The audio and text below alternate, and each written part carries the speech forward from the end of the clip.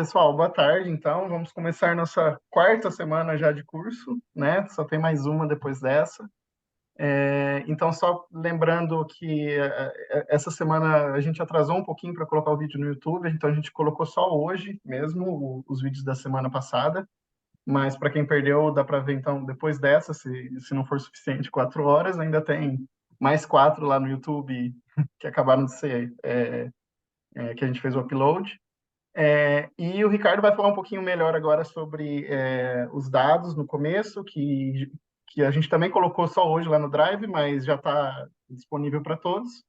Então, não vamos perder mais tempo. Eu vou passar a palavra para a Denise para apresentar o professor Ricardo. E agradeço mais uma vez pelo convite, Ricardo. Muito bom ter você por aqui. Ricardo, Obrigado. faço das palavras do Vinícius as minhas. Muito obrigada por aceitar nosso convite. É uma honra te apresentar. Eu estou pensando aqui que em algum momento da nossa vida, a Milena, o Vinícius, eu e você estivemos juntos no mesmo lugar, só por um dia. Então, é meu prazer apresentar o professor Ricardo. O Ricardo é graduado em Engenharia Florestal pela Universidade Federal de Viçosa.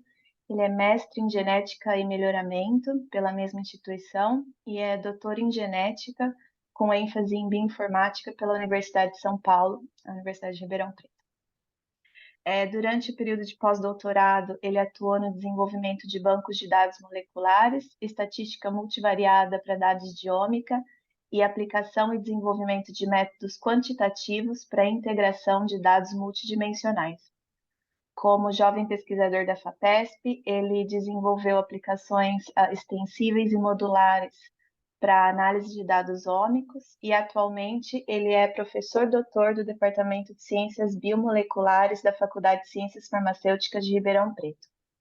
Ricardo tem experiência nas áreas de ciências ômicas, biologia computacional e bioinformática, principalmente no estudo do metabolismo, e o seu principal interesse é a aplicação e desenvolvimento de métodos para a interpretação de fenótipos, utilizando informações moleculares de técnicas de amostragem em larga escala. Hoje a palestra do Ricardo, vamos começar com a palestra teórica de análise estatística univariada e depois com a parte hands-on. Eu particularmente estou muito animada para essa palestra, porque estatística é sempre uma coisa muito difícil, é uma área muito difícil de aprender, e quando a gente pode aprender assim passivamente, escutando um especialista na área, é um privilégio muito grande. Ricardo, te dou a palavra. Muito obrigado, Denise, pela apresentação, a vocês da organização, Denise, Vinícius, Joana e Milena, pelo convite novamente, né, por me darem essa oportunidade de estar aqui conversando com vocês hoje.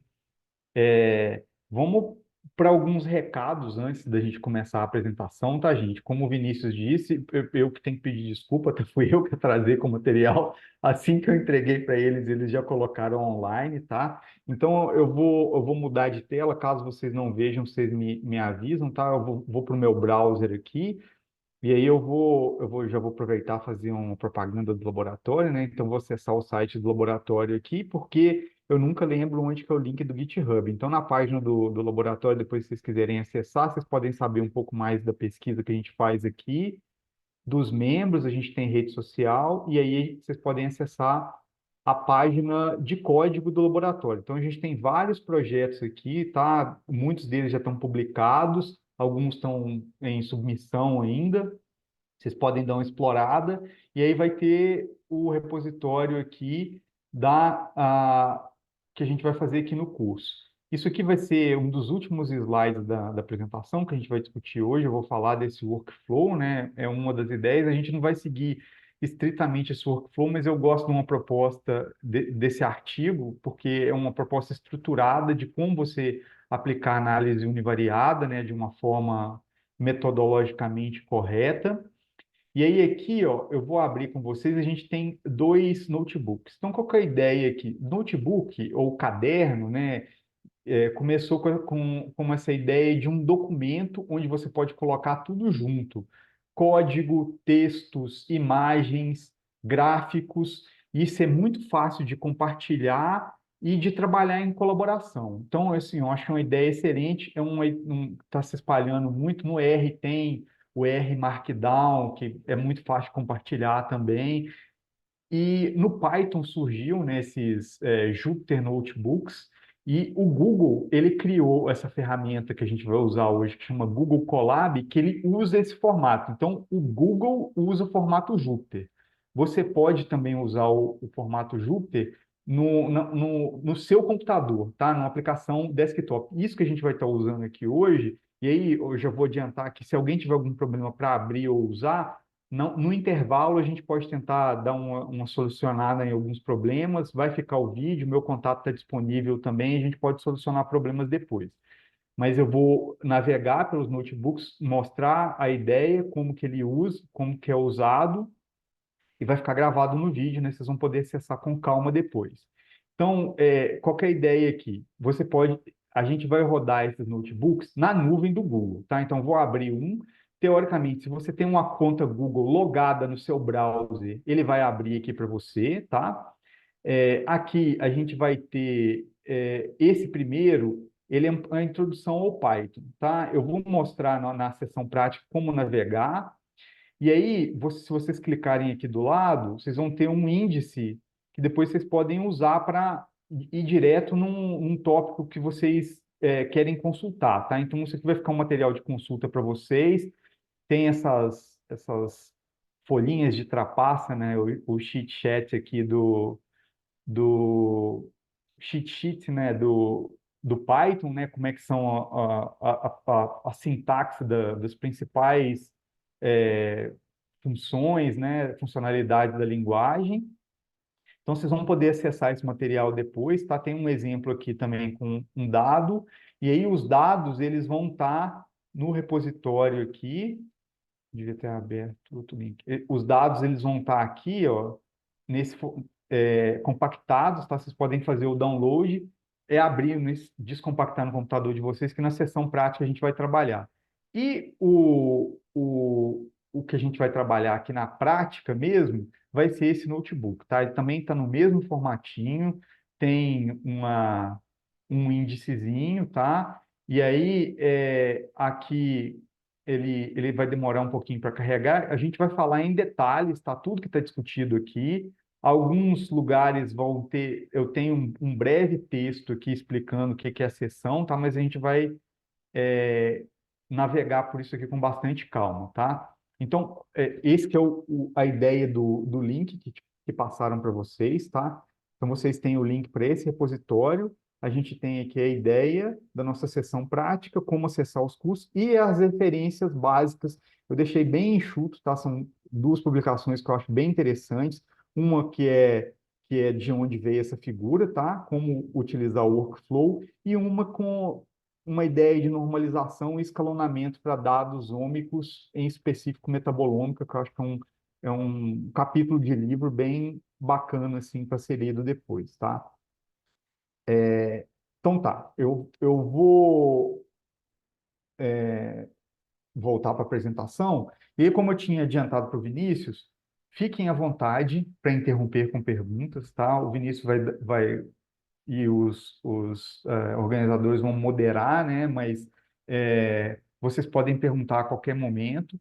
E eu tinha pensado nessa apresentação, eu vou voltar a ela e vou utilizar algumas ilustrações, né, que no slide fica melhor, mas eu vou tentar motivar a ideia da estatística univariada na lousa com vocês, desenhando. Quem aí acha que já tem algum problema de coordenação motora, vocês vão ver agora que pode ser muito pior. Então, eu vou tentar ir desenhando aqui com vocês. E aí, se a dinâmica estiver lenta ou estiver muito rápida, a gente vai ajustando, tá? Para a gente ter uma conversa.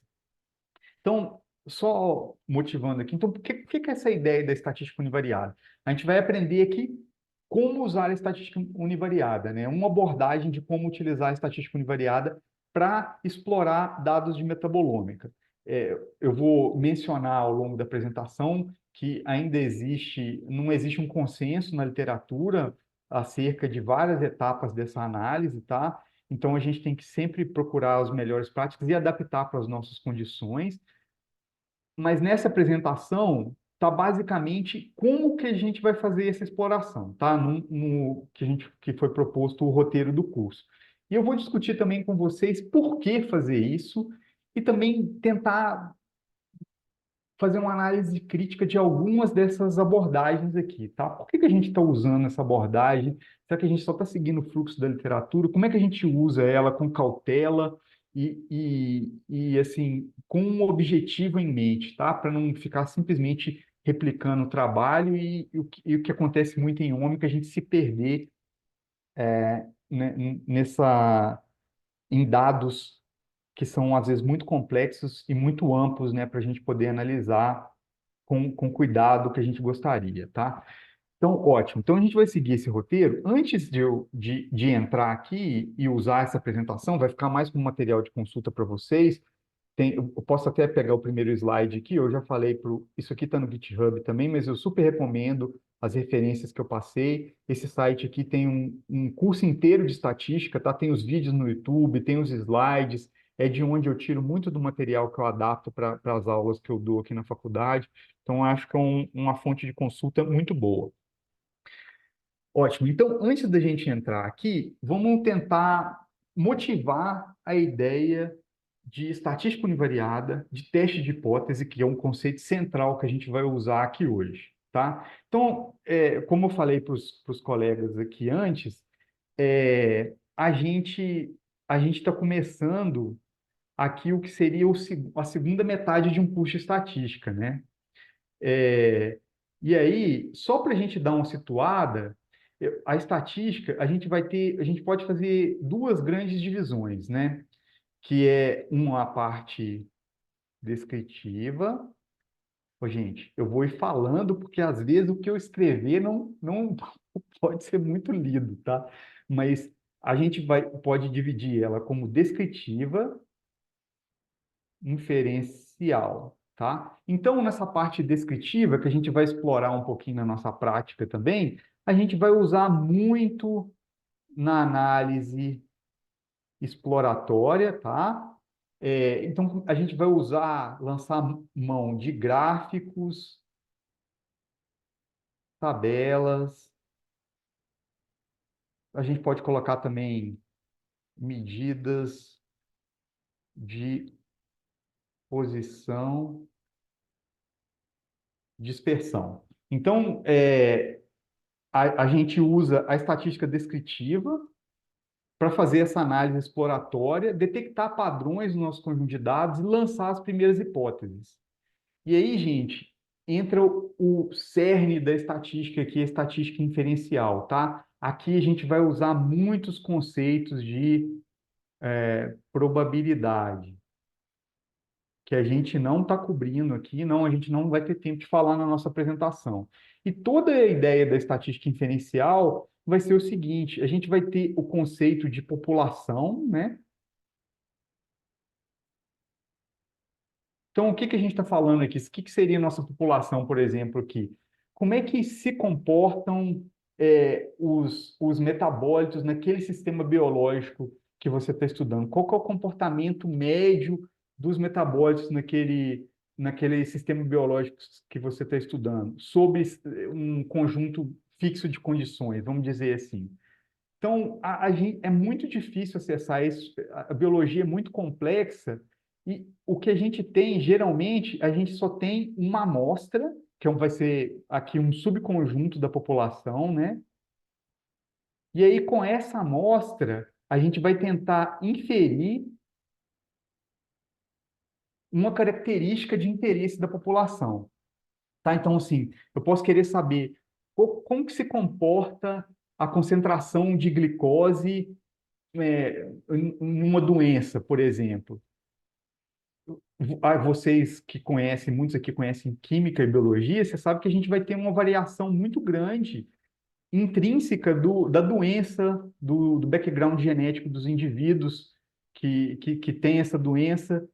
Então, para a gente saber como que é a variação do comportamento da glicose, é muito difícil eu ter acesso a todos os indivíduos que têm aquela população, ou um subconjunto muito grande. Geralmente, em biologia, a gente tem amostras muito pequenas, tá? Então, a gente tem que ser capaz de usar essas ideias da teoria da probabilidade para a gente ser capaz de inferir essas características de interesse que a gente tem dessas populações complexas, tá? E aí, eu vou tentar construir com vocês, induzir uma ideia do que a gente vai fazer no teste de hipótese aqui, tá? Então, um conceito que a gente vê no início da estatística é o seguinte: a gente vai ter esses metabólitos que a gente está medindo, a gente vai chamar eles de variável, né? E aí a gente tem, basicamente, na estatística, a gente divide em dois tipos: variável qualitativa, variável quantitativa, quantitativa.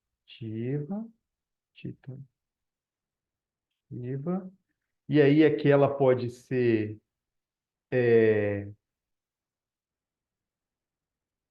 nominal, opa, ordinal.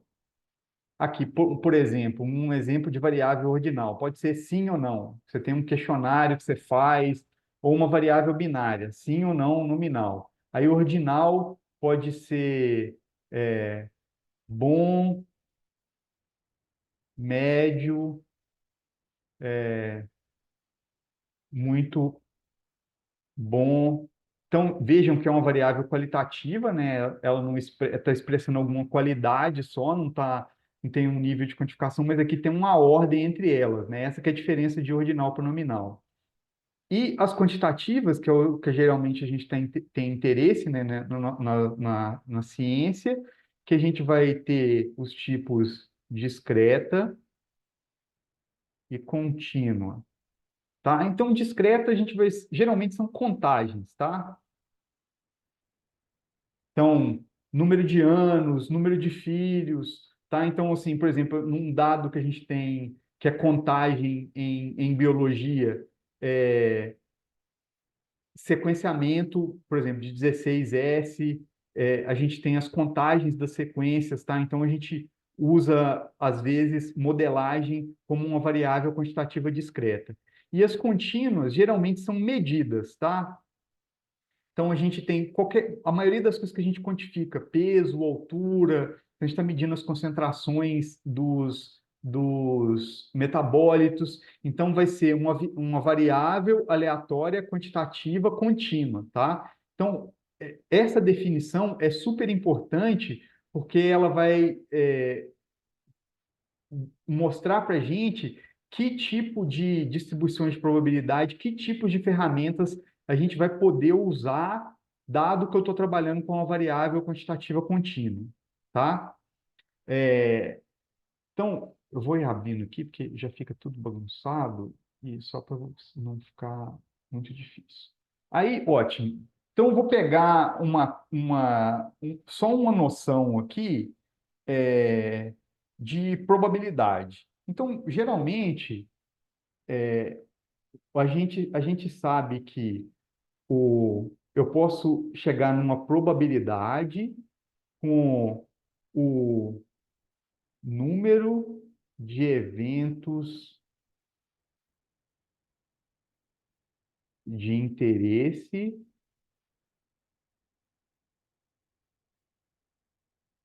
pelo total de eventos. Então, a gente começa a induzir como que a gente aproxima a probabilidade com essa frequência relativa de eventos que a gente trabalha. E aí, por uma variável quantitativa contínua, a gente parte dessa noção para uma noção de área, tá? Abaixo da curva de uma função de densidade de probabilidade. Então, num curso de estatística, o jeito que a gente chega nessa ideia é o seguinte, tá? Então, por exemplo, vamos pensar aqui peso. Peso dos alunos do curso do Portal Metabolômica, tá? Alunos, curso, portal. Se a gente fizesse um quiz aqui, qual que era um gráfico que a gente pode fazer para mostrar uma variável quantitativa contínua? A gente pode usar um histograma, tá? Então, geralmente no histograma, se a gente tivesse uma tabelinha aqui, a gente ia gravar os pesos das pessoas, a gente ia fazer intervalos, né? Para facilitar para a gente ver, porque seriam muitos pesos diferentes.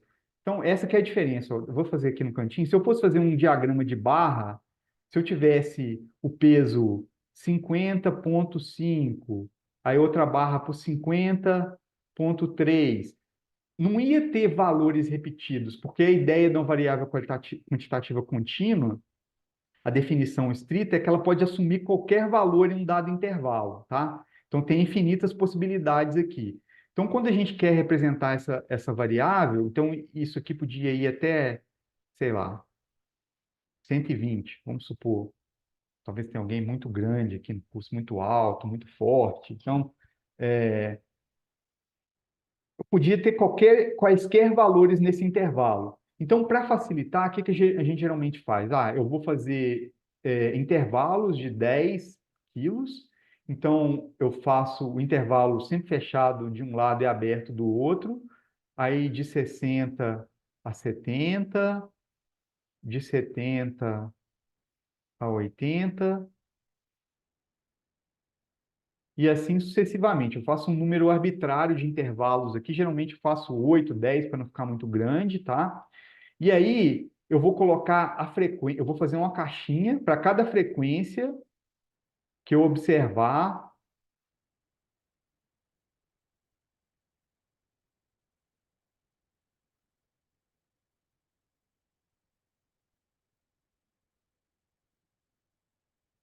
tá? Cada valor de peso. Então, aqui agora eu consegui, de novo, a ideia da análise exploratória de dados, da estatística descritiva, eu consegui aqui resumir, estou supondo aqui que eu consigo ver que participantes, a gente tem 58 pessoas, conseguiria pegar o peso de 58 pessoas e colocar num gráfico e a gente pode começar a ver padrões. O que a gente está vendo aqui, né? Que nessa minha ideia aqui, eu estou vendo que tem uma frequência maior, uma concentração de pessoas. E aí aqui vai ser frequência, tá? O número de pessoas com o dado peso, né? Nesse eixo aqui das ordenadas do gráfico. Então, eu posso ver que eu tenho uma concentração maior, uma frequência maior de pessoas com pesos em torno de 70, 80 aqui, na minha especulação. E aí a gente começa a ver que esse gráfico ele tem um padrão, né? Então, que é a nossa famosa curva normal, tá? Então, vai ser essa curva aqui, que vai ter uma simetria em torno de um valor médio, tá?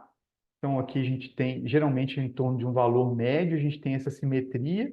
E aí, agora a gente pode começar a fazer, qual que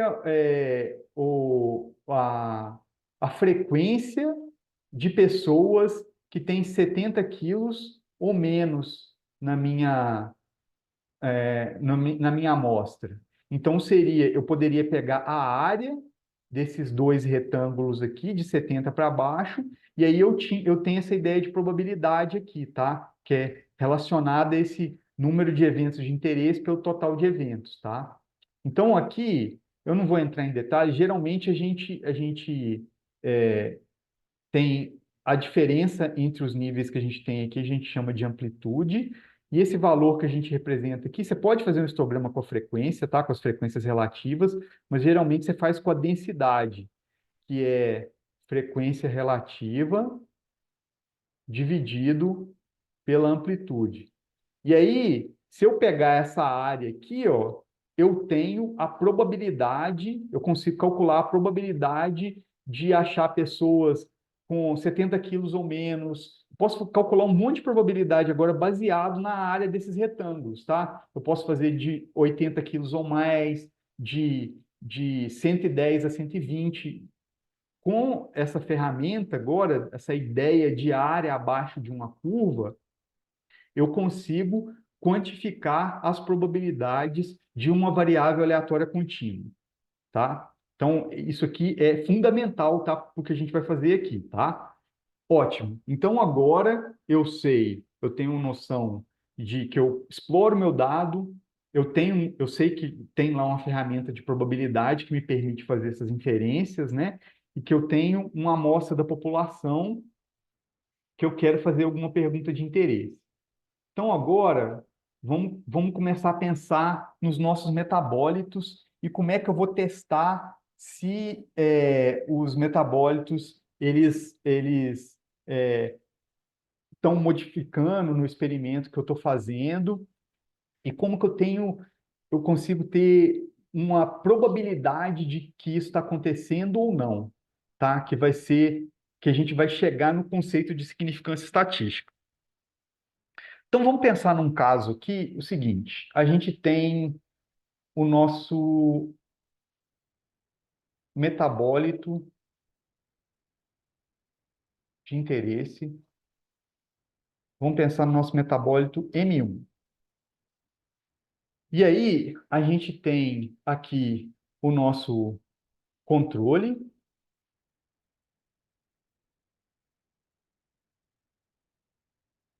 E aí, o que que acontece? Por que que eu estou colocando isso aqui? Porque vai ser, vocês concordam comigo que vai ser similar à altura, que é uma variável quantitativa contínua? Se você fizer lá 50 amostras, 30 amostras, que era o que a gente devia estar fazendo, para a gente ter segurança, né, nessas afirmações estatísticas, mas que a gente não. É muito caro, é muito demorado, a gente está fazendo três. Então, se a gente tivesse lá 50 amostras, eu ia ter variação na quantidade, na intensidade do metabólito que eu ia observar. Então, esse eixo aqui, ó, ali era a altura, aí aqui vai ser, vamos colocar aqui, ó, área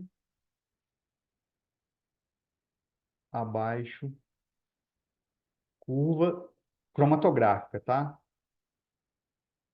Então, aqui é o que vocês tiveram do MZMine. Então, ele vai ter vários valores aqui de áreas abaixo da curva e aí a gente pode fazer um histograma para esse metabólito que você mediu lá no seu experimento. Você fez lá 30 amostras aqui e fez um histograma para elas. E aí a gente fez essas classes de quantidade, agora a gente sabe as quantidades no nosso controle. E aí você tem o seu tratamento, que você, no seu sistema celular, no seu modelo, na sua planta, no seu modelo animal, você colocou alguma condição. E aí, se você fizesse um histograma desse aqui, você pode supor, a gente pode supor, falar assim, esse tratamento que eu impus, agora, no meu, parece que a quantidade média do metabólito que eu observei está aumentando, não parece? Vocês concordam comigo que pelo esse desenho que eu fiz aqui, eu estou supondo que aumentou? Vou fazer essa curva aqui de novo embaixo, só porque ficou muito feio esse histograma aqui.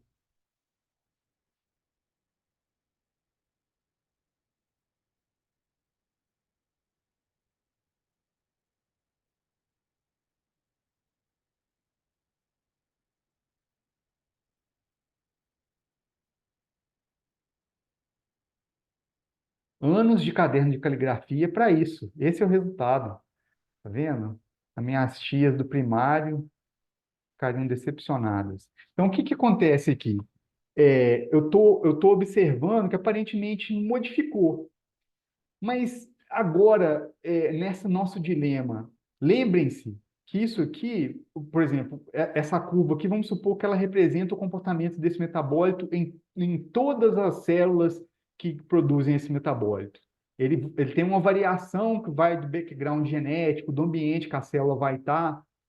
Então, é razoável assumir que esse metabólito tem esse comportamento aqui. Ele pode assumir qualquer um desses valores de intensidade aqui, né, no eixo X aqui.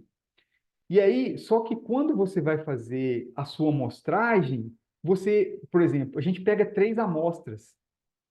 E se, por exemplo, as 3 amostras que você pegou, elas estão aqui. nesse comportamento, nessa área aqui.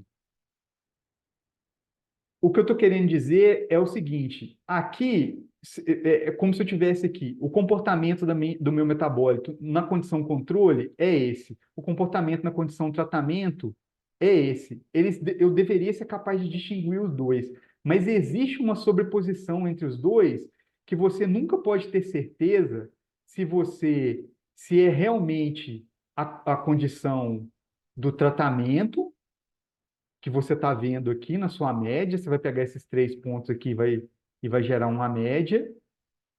Você nunca sabe se é uma condição da célula na condição controle ou na condição tratamento, porque é aleatório. Essas 3 amostras podem ter caído aqui, aí eu posso ter pegado uma amostra azul, que você pegou uma aqui e uma aqui, e a sua média deu mais ou menos aqui.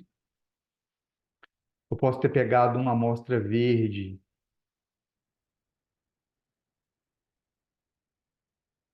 que está aqui.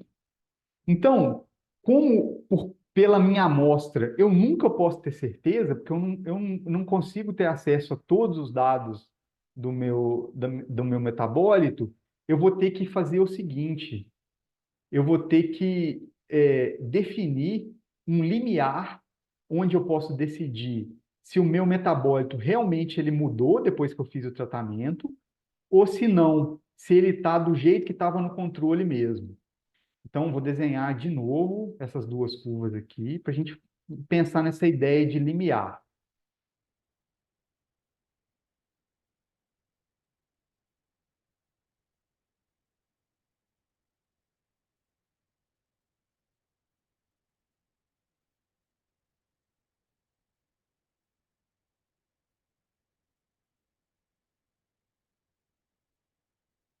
Então, ó, eu estou mostrando dessa população, eu nunca sei se posso ter certeza, né? Porque elas têm uma sobreposição. O que que eu estou querendo dizer com essa sobreposição? O estado normal da célula e o estado alterado por qualquer condição do tratamento, existem células que estão no estado alterado, algumas células dessa população do estado alterado vai ter um nível pequeno do metabólito que parece com um estado controle. E é a mesma coisa, os metabólitos no estado controle, tem alguns que têm intensidade alta que parece com o estado alterado. Então, como que eu consigo é, é, saber o que está acontecendo aqui? Então, ó, eu posso vir aqui e tentar traçar um limiar, tá? Então, aqui eu vou chamar aqui de minha condição controle ou minha distribuição nula, tá? Então, nessa minha distribuição aqui, você concorda comigo que se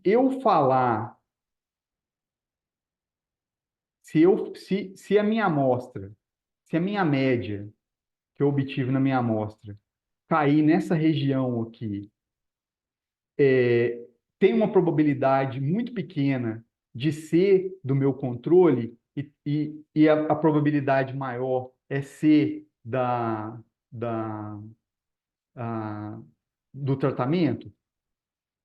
Então, eu quero fazer esse limiar de tal forma que eu vou chamar isso aqui de erro tipo 1, tá?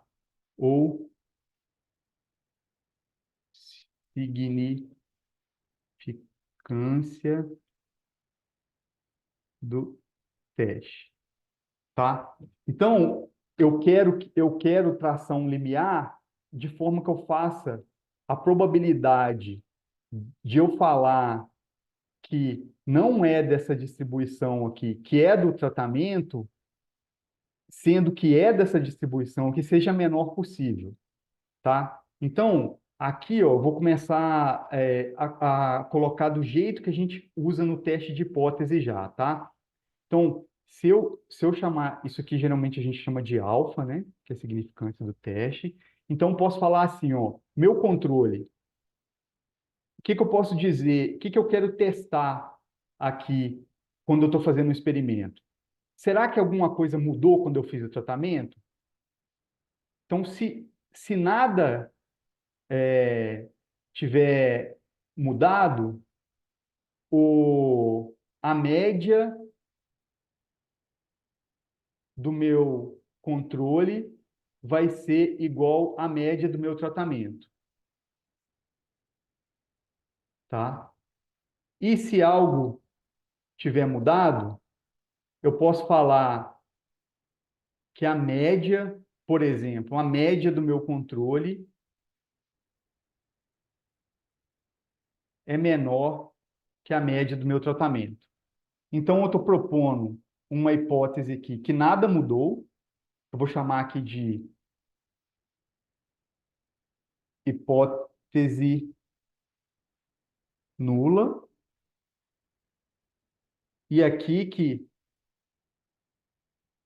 algo mudou.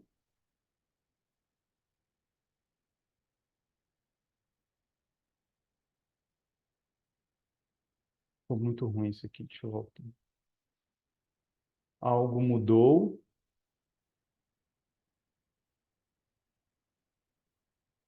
hipótese alternativa. Vai dar para escrever, tá? Então, aqui eu vou ter dois tipos, né, de erro.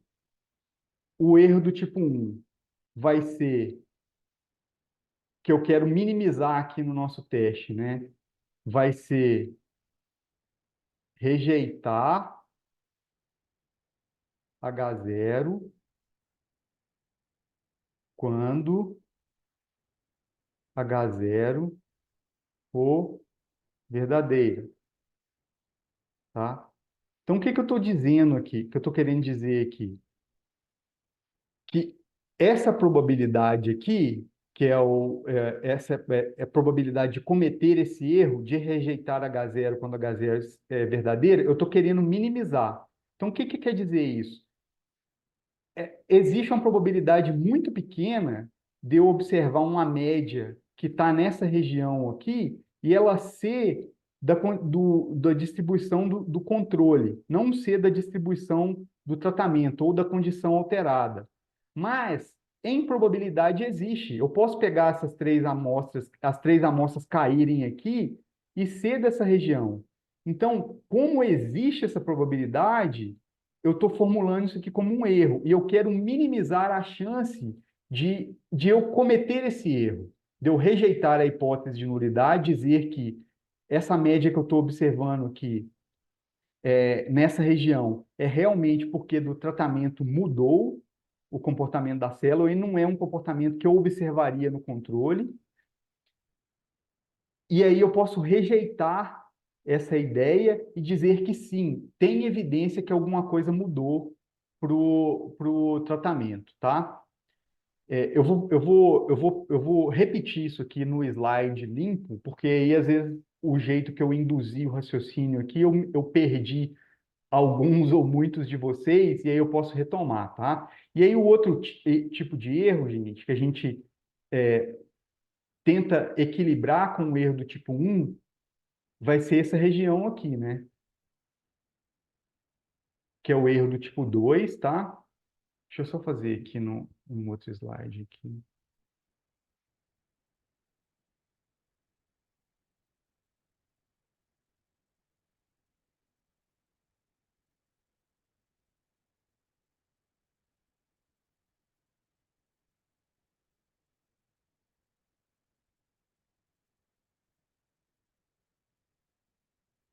Então, estou definindo um limiar, né, para falar que alguma coisa mudou. E aí aqui, ó, esse aqui eu vou chamar de erro do tipo 2. Tipo 2 ou beta, né? Que aqui, se esse aqui é meu tratamento,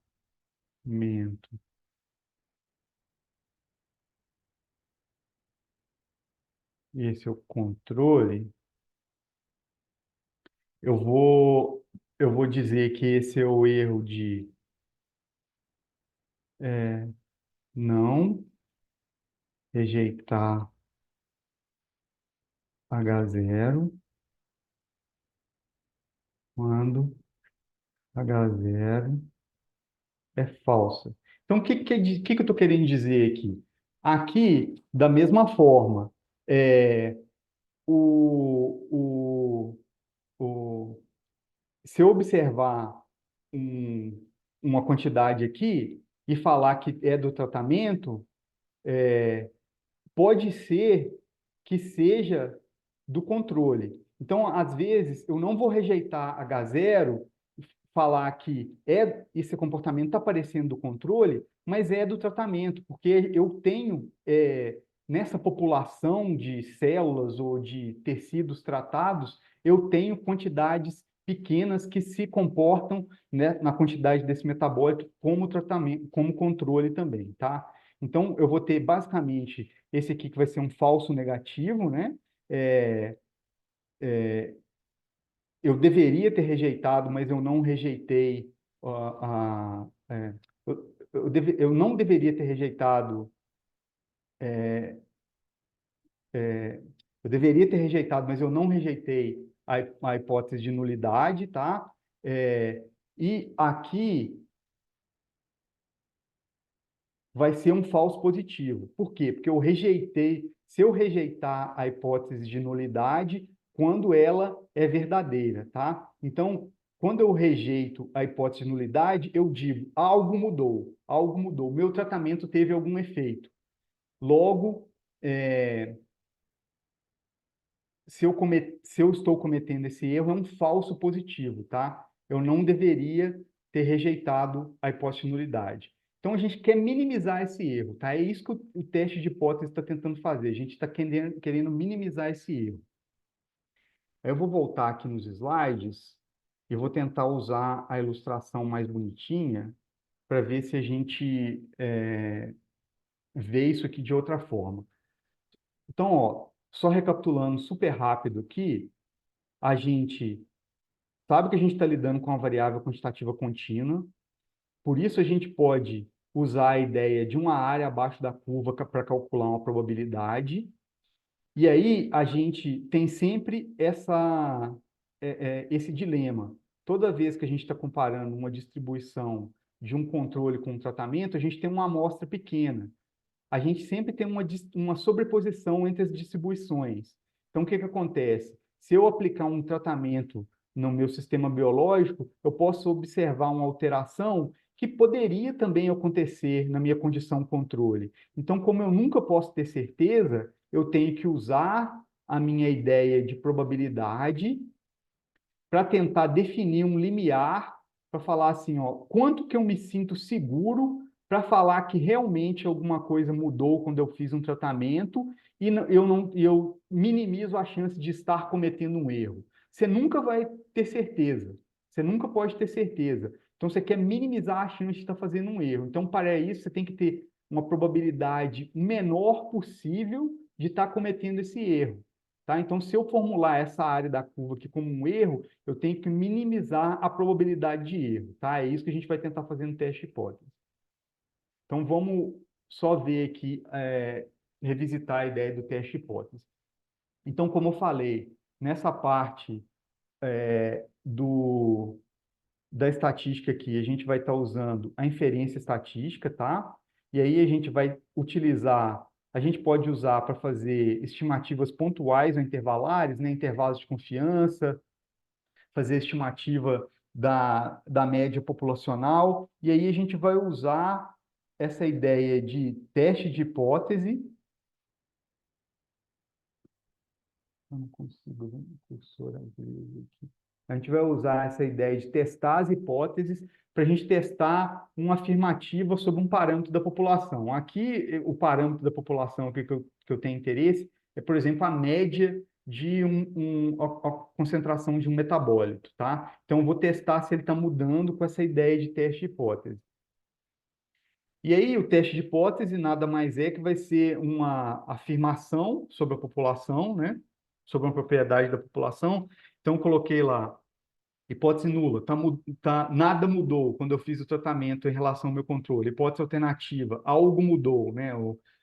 Pode ser o meu tratamento fez a média do metabólito diminuir, fez a média do metabólito aumentar, ou eu posso fazer uma hipótese bilateral, né? Mudou, eu não sei se para mais ou para menos, tá? E aí, eu tenho aqui que o teste hipótese vai ser um procedimento para testar essa afirmativa, né? A gente vai ver, eu vou mostrar aqui a formalidade de fazer um teste de hipótese, e o nosso objetivo sempre aqui vai ser tomar decisão com base em probabilidade. De novo, a gente só tem uma amostra, essa é a única ferramenta que a gente tem que minimizar a nossa probabilidade de estar cometendo um erro, tá?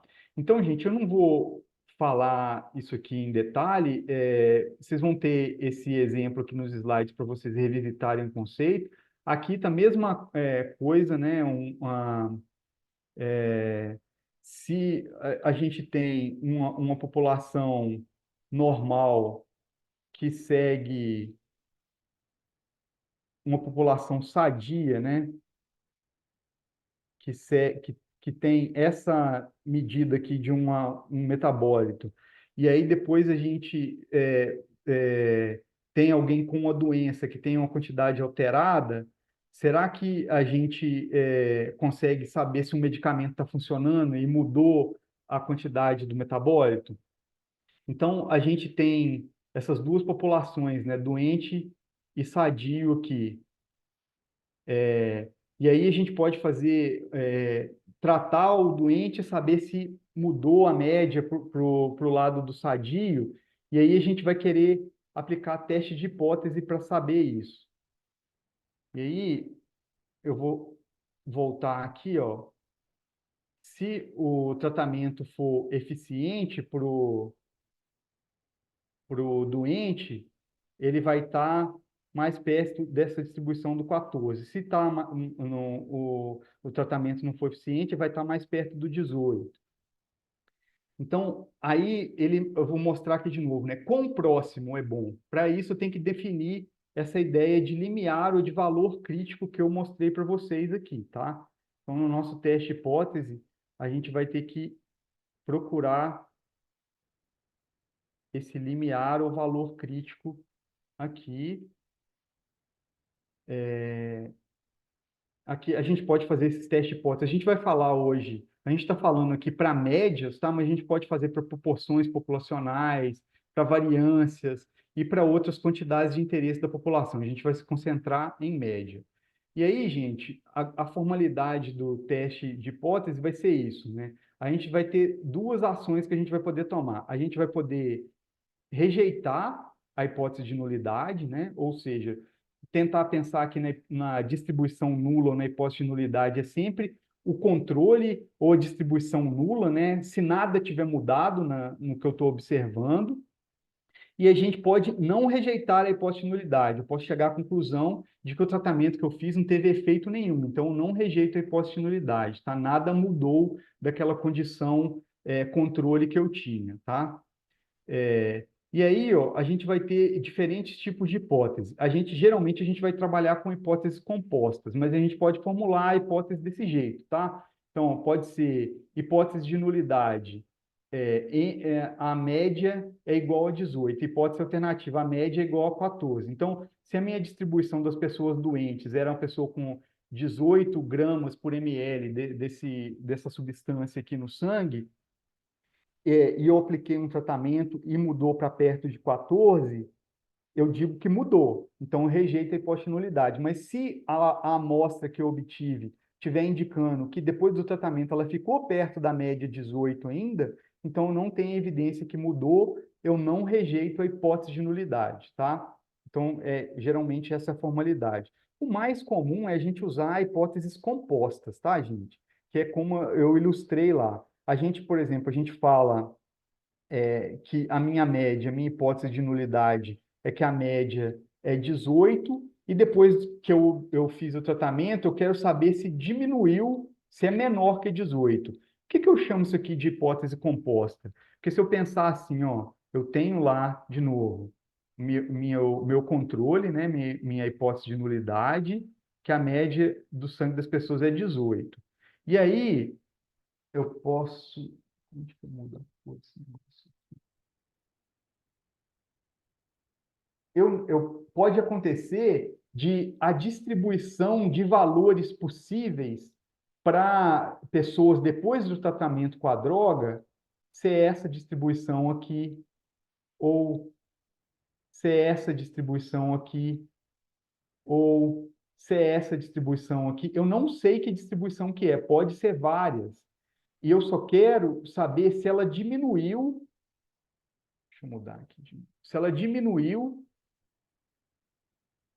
do limiar que eu fixei aqui, ó. Eu fixei esse limiar, o meu X crítico aqui, que se for abaixo desse meu limiar e eu tiver essa região aqui do erro do tipo 1 pequena ou bastante, eu digo que eu posso rejeitar a hipótese de nulidade. Então, aqui eu só quero saber se diminuiu. Por isso que a hipótese composta pode ser várias dessas distribuições, tá? E aí, dentro das hipóteses compostas, eu posso também ter uma hipótese bilateral, né? O que é a ideia aqui? Eu posso ter a minha condição controle aqui, minha distribuição nula aqui, mi igual a 18, e aí eu posso ter tanto depois que eu apliquei a droga, essa quantidade diminuiu ou aumentou. Eu não sei se o meu limiar vai estar aqui ou vai estar aqui. Eu não sei qual que é o efeito da droga. Então, eu postulo uma hipótese bilateral, tá? E aí, eu vou ter que fazer os cálculos. A gente vai ver que o meu cálculo de probabilidade, tudo vai ser modificado, que como eu estou... se eu quiser fixar aqui, né? Qual que é a probabilidade de erro máximo que eu admito aqui, alfa, no meu experimento. Então, se eu fizer uma hipótese bilateral, aqui eu tenho que ser alfa sobre 2 e aqui tem que ser alfa sobre 2, tá? Então, vai mudar na hora que eu calcular o p-valor, eu tenho que multiplicar o p-valor por 2 também, tá? Então, eu estou me adiantando nesse conceito, mas eu vou ter que fazer isso, tá? Então, ó, resumindo, eu tenho dois tipos de erro, né? O erro do tipo 1, que é o falso positivo, e o erro do tipo 2, que é o falso negativo, né? Então, aqui tem a brincadeirinha, né? Você falar para um homem, você está grávido, é falso positivo, né? Você falou que está grávido, mas é falso. Você falar para uma mulher claramente grávida que ela não está grávida, é um falso negativo, né? A ideia intuitiva disso. Então, o jeito que isso fica, como a gente voltou lá na nossa apresentação, né, no nosso, na nossa lousa, a gente falou que o erro do tipo 1 é rejeitar a hipótese de nulidade quando ela é verdadeira, né? Então, eu falo que algo mudou, eu rejeito o nulo, né? Eu falo que algo mudou, mas, na verdade, a hipótese de nulidade é verdadeira, então é um falso positivo, tá? Eu estou dizendo que alguma coisa aconteceu quando, na verdade, não aconteceu. E eu posso também fazer o falso negativo, né? Eu não rejeito a hipótese de nulidade, eu digo que nada mudou, mas a hipótese de nulidade é falsa, alguma coisa mudou. Então, é um falso negativo, tá? Erro do tipo 2 aqui. Então, esses são os dois erros. Esse é o erro que a gente chama de alfa e é o erro que a gente está tentando controlar no teste de hipótese, tá? É o erro mais importante para a gente aqui de ser controlado. E aí, quando a gente vai aplicar o teste estatístico, a gente está formulando isso como uma probabilidade, né? A gente vai fazer assim, o erro do tipo 1, que é o alfa, vai ser a probabilidade do erro tipo 1, que é rejeitar a hipótese de nulidade quando ela é verdadeira. E aí, quando a gente pode pegar essa ideia aqui, ó, vamos focar só no erro do tipo 1, e a gente vai ver como que a gente vai calcular a probabilidade. É isso aqui que a gente vai calcular. Ó. E aí, se vocês lembrarem dos livros de estatística, que é um debate na literatura científica também, qual o alfa que eu fixo? 0,05 é bom? Ou o alfa tem que ser 0,01? Ou o alfa tem que ser 0,001? O que quer dizer isso? Então, ó, isso aqui, gente, eu vou voltar a esse conceito mais tarde, que vai ser importante para a gente, isso aqui vamos pensar no erro máximo que eu estou admitindo cometer, tá? Então, o que eu estou querendo dizer aqui? O erro máximo que eu admito cometer. Qual que é o máximo que eu admito de ser um falso positivo? Então, o que quer dizer isso? Eu estou fazendo meu experimento, eu peguei 10 amostras da minha cultura de célula lá, ou do meu tecido de planta, e aí eu fixei o máximo de erro que eu cometeria era 5%, e aí, na hora que eu calculo o meu p-valor, lá está abaixo desse erro, e aí eu digo que algo mudou. Por quê? Porque se algo não tiver mudado, for um erro, a probabilidade é muito pequena. Eu tô admitindo uma probabilidade muito pequena de ter cometido um erro. Pode ser um erro, mas a probabilidade que eu admito de cometer esse erro é muito pequena. Por isso que eu digo que é significativo, tá? Então, eu vou voltar nisso aqui, o erro máximo que eu estou admitindo aqui. E o que eu quero debater com vocês aqui, eu acho que eu vou dar um intervalo na hora que eu parar o teste de hipótese, por que tem esses valores fixados? Eu tenho que respeitar isso aqui? E se meu p-valor der 0,51, 0,51, o que eu faço? Rejeito ou aceito? A gente pode ter uma análise crítica desses valores? Como que a gente lida com esses dados? Tá? Então, ó, de novo, o alfa vai estar aqui, né? Aqui nesse caso é a concentração dessa substância no sangue. Eu quero saber se com algum teste que eu aplico ela muda, né? Então, aqui, se eu colocar aqui minha distribuição das pessoas que depois que eu apliquei a droga, por exemplo, eu nunca sei, de novo, eu nunca sei se eu pegar um valor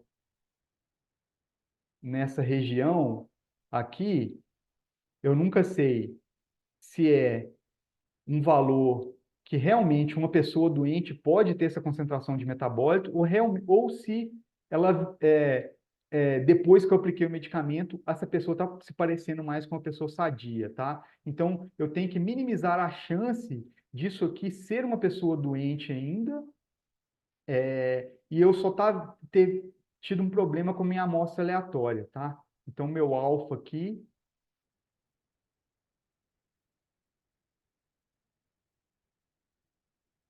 que eu quero minimizar. Tá, então a gente está sempre querendo fazer o melhor balanço desses erros, desses dois erros, tá? Mas a gente controla sempre mais o erro do tipo 1, o alfa, e aí tem uma explicação intuitiva que vocês lembrem lá das hipóteses compostas, que às vezes, se eu tenho aqui minha hipótese nula, né, nada mudou, a população está igual às pessoas doentes. E aí, como eu não sei, às vezes, eu quero saber só se diminuiu a concentração dessa substância no sangue, eu não sei qual que é a, a distribuição das pessoas tratadas, é mais fácil eu controlar o alfa, tá? Porque o beta, ele seria mais difícil, porque eu não sei qual que é a distribuição das pessoas como ela ficaria depois de ser tratada, se ela é diferente da distribuição das pessoas doentes aqui, tá? Então, por isso que eu fixo o meu controle no erro do tipo 1 ou no alfa aqui. Tá, então, ó, na prática, como que a gente calcula isso? Então, ó, o que significa aqui em termos de probabilidade, que é o teste estatístico que a gente vai aplicar, tá, gente? O teste estatístico a gente vai estar fazendo essa continha aqui.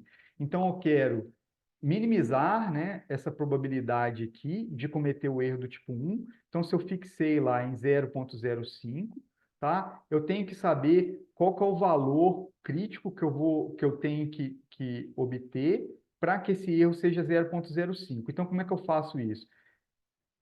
Eu quero saber aqui, ó, na verdade, qual que tem que ser esse valor de x crítico para que essa área da curva aqui seja 0,05, tá? Então, para que essa área aqui seja menor, esteja dentro dessa área aqui, essa probabilidade, né? Qual que é a probabilidade da média que eu observei ser menor que o meu valor crítico aqui? Sob a hipótese de nulidade, tá? Então, isso aqui é sempre assumindo que a minha distribuição nula está aqui, e essa vai ser a cauda da minha distribuição nula, tá? E aí, isso aqui ficou faltando para a gente aqui, tá? A gente aprende lá na bioestatística que isso aqui a gente faz com a distribuição normal, tá? A gente pega a curva de densidade normal, tá?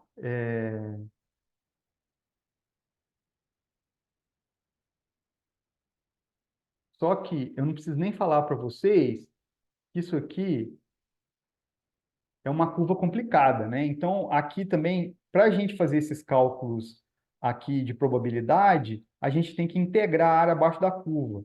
E aí, como ela é difícil fazer essa integração, eu transformo tudo na variável padrão z, tá? Então, por isso que tá, opa, por isso que tem essa continha aqui. Deixa eu z aqui. Isso aqui eu estou transformando. Se eu pegar uma variável normal, dividir pela, subtrair a média esperada aqui da minha distribuição, dividir pelo desvio padrão sobre raiz de n, eu vou transformar na variável normal padrão. Essa variável eu posso consultar com uma tabela, tá? Então, hoje a gente vai fazer isso computacionalmente, a gente não precisaria mais disso, mas eu só estou tentando justificar para vocês essa conta aqui, tá? Então, eu vou querer, na verdade, calcular qual que é a probabilidade do meu z ser menor que esse z crítico, eu tenho que igualar a 0,05%, que é o meu erro máximo admitido para o teste. E aí, como aqui eu vou ter só essa incógnita aqui nessa equação, porque o resto eu sei os valores, eu consigo achar o meu x crítico, e aí eu consigo ver se minha média que eu observei no meu experimento está dentro da região crítica. Se a minha média estiver dentro da minha região crítica, eu posso rejeitar a hipótese de nulidade e dizer que algo mudou no meu experimento, tá? Então, essa que é a ideia de fixar o alfa ou o erro, tá? Aqui a gente colocou, onde que eu coloquei? Que geralmente varia com a área da literatura, que a gente fixa em 0,05, 0,01 ou 0,001, tá? Então, eu estou admitindo um máximo de erro para cada um, e quando eu admito o máximo de erro, eu posso, utilizando a distribuição normal, calcular igualar essa probabilidade é achar o meu valor crítico e ver se a média que eu calculei está dentro da região crítica e se eu posso rejeitar a hipótese de nulidade. Então, é basicamente assim que a gente faz o teste, tá? Isso aqui é eu mostrando como é que eu calculei, tá? Eu peguei o valor de Z crítico na tabela, e, e calculei. Isso aqui a gente não vai fazer. Vou dar um exercício com código para vocês verem como é que a gente faz isso com código depois, tá? Então, a gente, basicamente, para fazer uma hipótese, eu vou adiantar aqui para essa última parte, e a última parte, o último conceito que eu vou falar é p-valor, para a gente fechar a parte de teste de hipótese, tá? Tá mais ou menos no que eu tinha esperado, tá, gente? Porque é isso aqui que eu queria gastar tempo, porque a gente vai usar o teste de hipótese para todo o resto da apresentação, tá? Então, se a gente tem aqui algum conceito de que eu estou fazendo com o teste de hipótese, a gente vai ter mais solidez vendo as próximas ações e também na parte prática que a gente vai fazer depois do intervalo. Então, o que a gente vai fazer no nosso teste de hipótese? Os passos que a gente segue geralmente, tá? A gente vai estabelecer a hipótese nula e alternativa, né? Nula, nada mudou quando eu fiz meu experimento. Alternativa, algo mudou quando eu fiz meu experimento. E aí, com base na hipótese alternativa, eu vou definir minha região crítica. O que quer dizer isso? Se eu falar assim, olha, eu acho que mudou que diminuiu a concentração da substância é, nas células que eu estou testando. Então, a minha hipótese nula aqui é que estava 18 a média, e minha hipótese alternativa aqui é só que diminuiu, tá? Então, com a hipótese alternativa, eu vou fixar a região crítica, tá? Então, a minha região crítica é essa região aqui, ó. E aí, por isso que na hora que eu vou calcular aquela probabilidade, lá a probabilidade estava assim, qual que é a probabilidade? Eu tenho que saber um X crítico tal, que é a probabilidade do meu valor de média observado, ser menor que esse X crítico, porque está aqui, ó, na minha hipótese de nulidade, e é isso aqui eu igualo ao alfa, tá? É isso que é definir a região crítica, tá? Então, por que minha hipótese alternativa era que diminuiu a concentração do metabólito, eu posso achar a minha região crítica aqui com a probabilidade da minha média ser menor que esse valor crítico aqui, então vai estar à esquerda da minha curva, que eu vou igualar a meu nível de significância ou erro máximo admitido, tá?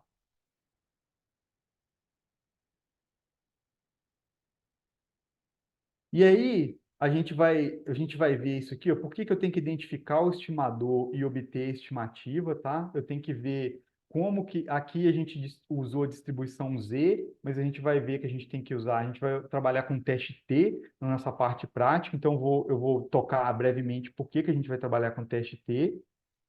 É, a gente geralmente, no teste hipótese, uma abordagem é fixar o alfa, e aí a gente obtém nossa região crítica. E aí, se a estimativa que eu tenho da minha média observada estiver dentro da região crítica, eu posso concluir meu teste e rejeitar a hipótese de nulidade, dizer que algo mudou, tá? Então, essa é a formalidade de fazer o teste de hipótese. É é muito detalhe, é muito fácil se perder. Se você achou que talvez eu tenha dado muita formalidade aqui, não precisava, tá? Podia ter parado só em estabelecer uma região crítica aqui, mas vocês vão poder voltar nesse vídeo depois, tá? E isso aqui vai ser importante para na hora que a gente está fazendo a prática, a gente saber por que que eu tô, o que que é significância, por que que eu estou fixando esse valor? Faz sentido eu fixar, olhar cegamente para esse valor? Qual que seria uma alternativa? Uma alternativa seria o seguinte: a gente não precisa fixar o valor a priori, tá? Então, por exemplo, vou desenhar aqui, vou tentar deixar o mais simples possível, tá? Então, ó, se eu tenho aqui minha distribuição nula, de novo, o paciente está doente e ele tem 18 gramas por ml dessa substância no sangue. Eu vou aplicar um tratamento, eu não sei para que quantidade que vai mudar, eu quero minimizar meu erro, né? E aí eu posso simplesmente calcular, se eu pegar isso aqui, ó, e esse aqui for o valor da média que eu observei, qual que é a probabilidade de observar esse valor ou mais extremo, no caso aqui, esse valor ou menor que esse valor, assumindo que eu estou na distribuição nula? Se essa probabilidade de observar um valor desse tamanho, ou menor, ou mais extremo aqui, assumindo que eu estou na distribuição nula, for muito pequena, significa que talvez eu não esteja na distribuição nula. Talvez o tratamento que eu apliquei tenha causado um efeito. Logo, eu posso rejeitar a hipótese de nulidade. Tá? Essa que é a ideia de p-valor. Eu não preciso fixar um alfa aqui a priori. Eu simplesmente vejo qual que é a probabilidade de observar o valor que eu observei na minha amostra ou mais extremo, e eu posso julgar eu mesmo se essa probabilidade de cometer esse erro é pequena o bastante para eu considerar que algo mudou, tá? Essa é a definição de p-valor. Então, vamos só olhar ela aqui, ó. Então, é a definição. Qual que é a probabilidade da distribuição da média, né, da quantidade desse metabólito ser menor ou igual, né, mais extremo que esse valor que eu observei na minha amostra, assumindo a minha hipótese de nulidade. No caso, aí estava sendo 18, tá? Então, isso aqui para os testes unilaterais. Aí, para o teste bilateral, a gente simplesmente tem que multiplicar o p-valor por 2, tá? Porque a gente não sabe se está crescendo ou decrescendo. Mas essa que é a ideia do p-valor, né? Qual que é a probabilidade de eu observar na minha amostra esse valor ou mais extremo? E se esse valor for pequeno bastante, assumindo a distribuição nula, eu posso rejeitar a distribuição nula, porque eu estou assumindo um erro muito pequeno de estar errado, tá? Essa que é a ideia do p-valor e por isso que a gente usa e é muito melhor, você tem muito mais controle do que simplesmente fixar um nível de significância, tá? Gente, eu queria não se assim, eu acabo assustando muita gente, né? Eu pesei a mão mesmo, tá? Nisso aqui, eu dei como se eu estivesse dando meu curso de estatística mesmo. Vai ficar no vídeo, tem muitas partes até que às vezes os desenhos ruins e tudo deixa um pouquinho confuso, mas vocês vão ver que eu vou passar, agora vai ser rapidinho. Eu vou simplesmente passar os slides aqui, tocando em alguns tópicos importantes, para depois a gente ter a parte prática, tá? Então, a ideia aqui, se eu pudesse resumir, é isso, tá? Assim, eu estou trabalhando com a variável quantitativa, eu não sei todos os valores possíveis que essa variável, no caso aqui, nossa concentração do meu metabólito, assume naquele sistema biológico de interesse. Eu só tenho a amostra, e aí eu tenho que usar a probabilidade para eu saber se aquele valor que eu observo, eu considero ele parecido com o controle ou parecido com o tratamento, a intervenção que eu fiz. E aí eu tenho que estipular um erro e tentar minimizar esse erro. É a única forma que eu consigo fazer isso com probabilidade, tá? Então, a ideia central de p-valor é isso. Você tem que minimizar o erro, tá? De estar rejeitando a hipótese de nulidade quando, na verdade, ela é verdadeira. O que quer dizer isso? Eu estar rejeitando o meu controle, dizer que alguma coisa mudou no meu experimento, quando, na verdade, não mudou. Eu tento minimizar esse erro. Quando eu assumo um erro muito pequeno, tem uma chance de realmente ter alguma coisa mudada no meu experimento e esse metabólito se revelar um metabólito importante para um biomarcador ou para alguma coisa importante, tá? Eu queria parar aqui pelo menos uns 5 minutos, Vinícius, 10, fica a seu critério, e ver se alguém tem alguma dúvida, se quer que eu volto no desenho, refaço, porque esse é o conceito da aula de hoje, tá? Se vocês Uhum. tiverem não sei, revisitado o conhecimento que vocês já tinham, debatido, talvez muitos de vocês talvez explicariam isso até de forma mais intuitiva, sem tanta tecnicalidade, tá? Mas era essa a mensagem principal, e aí eu vou mostrar os testes que a gente vai usar na parte prática aqui, tá? Não, perfeito, Ricardo. Talvez então a gente possa parar uns 5 minutinhos para ler umas perguntinhas aí. Então, eu vou só ordenar aqui, né, pelas mais votadas, né? É, só confirmando, então, o Alex falou, erro tipo 2 afirma que não há efeito quando há, correto? Vamos pôr aqui no nosso slide do erro tipo 2 aqui, dos nossos erros tipo 2. Então, ó, o que é o falso negativo, né? Não rejeitar H0, ou seja, dizer que alguma coisa não mudou, quando na verdade H0 é falso, ou seja, alguma coisa mudou, tá? Então, falso negativo. Perfeito. Ah, tem uma pergunta também, peraí que a ordem está mudando aqui, eu estou com dificuldades de achar as mais votadas. Alguém comentou, né, que está difícil fixar uma região crítica, alfa, a priori. Equivalente, desculpa, não entendi a pergunta. Está difícil fixar uma região crítica equivalente p-valor? Ó, então, eu posso tentar desenhar assim da forma mais simples aqui, ó. Então, o que é o alfa? Você sempre tem que fixar a priori, tá? Você tem que fixar quando você faz o teste, porque senão é o que na literatura eles chamam de p-hacking, tá? Que você vê que deu a sua estatística para depois você falar qual alfa que você escolheu. Aí não é uma prática ideal, tá? Então aqui você fixa o alfa, o erro máximo que você admite cometer, tá? No caso, e no caso do p-valor você simplesmente você vai ver onde que a sua média está assumindo a distribuição nula, tá? E aí você vai calcular a probabilidade da sua variável aleatória